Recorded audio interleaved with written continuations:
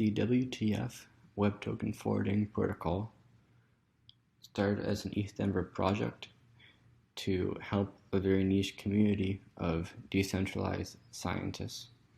We soon realized this problem had general use case impact in the identity and security problems of blockchain and Web3 in general. So these problems are that anybody can upload content and pretend to be the creator. This happens for scientific papers, for ebooks, music, and most importantly right now, NFTs. A surprising amount, over 80%, are fraudulent, often plagiarized. So there's a big identity problem. You need to know in some cases who you're interacting with. Now, anonymity should of course be an option. This is Web3, identity should always be an option, but there should also be an option to reveal at least some aspects of yourself. And a surprisingly related issue is, well, people say there's no single point of failure in Web3, but there is, and failure is you. You can lose your seed phrase, or you could trust a smart contract that can get hacked. So the WTF protocol also fixes a lot of these security related issues and wallet recovery related issues. And then a third related issue is that to send money or interact with anybody on the blockchain, you need to know either the long string that is their address or their ENS domain, which they have to go out and get. So we made the WTF protocol at ETH Denver, where it's just a click of a button and then somebody can verify their Google, Facebook, GitHub, etc. accounts.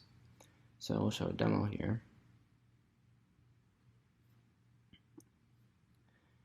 And we'll log in with ORCID. So ORCID is for scientists. That's what we started with.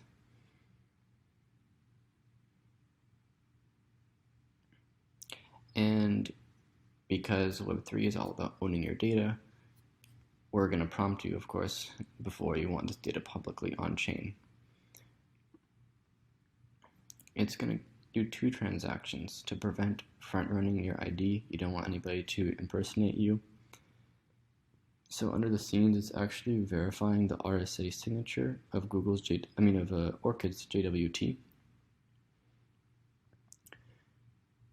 And because it's an asymmetric signature, it can be submitted on-chain and actually verified on-chain in a decentralized way. The 2 transactions, it involves a commit reveal pattern so that you prove your ownership in a previous block of your identity before. Oh, here we're verified. Before you actually submit. So this would be your Gmail address. For example, if you were to log in with Gmail, it'd be a lot more human readable. And we'll show an example of that. So we can look up this address, and here's their ETH address.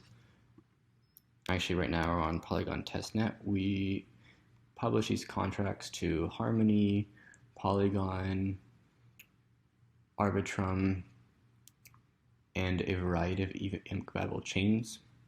And we're still trying to figure out which one exactly is best for these purposes. We need fast finality and low transaction fees. You can also search for somebody's Gmail address, which is a lot more human readable than ORCID ID. So we'll search and look, WTF protocol. We can even tip them.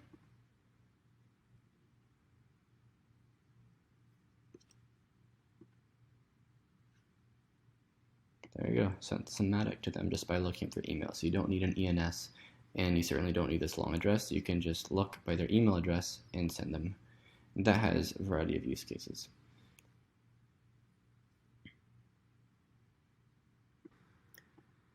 Now, this is publicly available. What if we want private credentials? So we worked with the LIT protocol and using this ceramic protocol as well, we enabled private credentials. So what does this mean? You go through the usual steps, but then instead of submitting a public holo, you submit a private holo. Similar process happens, but your credentials are not revealed on chain.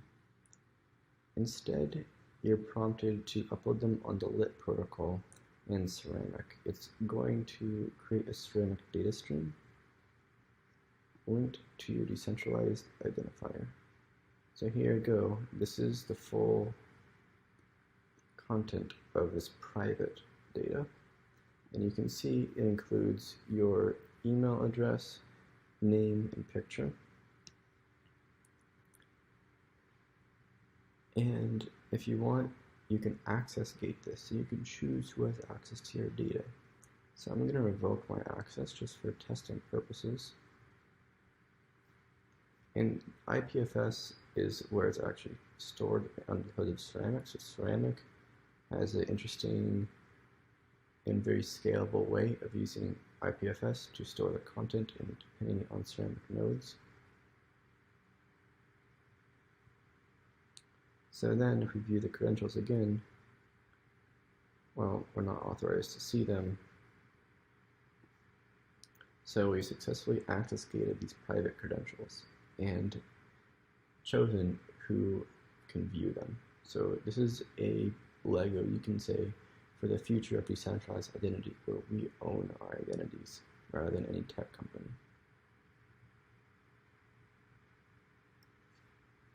Now, what is the future of the WTF protocol?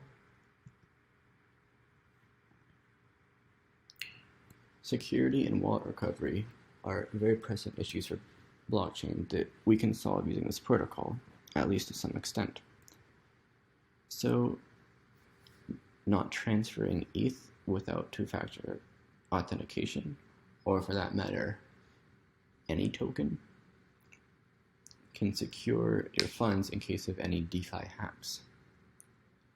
And we can use a threshold encryption or the lit protocol to access gate your private key to only people who can prove access to 3 out of 4, 5 out of 7, whatever of your accounts on Google, Facebook, and GitHub, etc.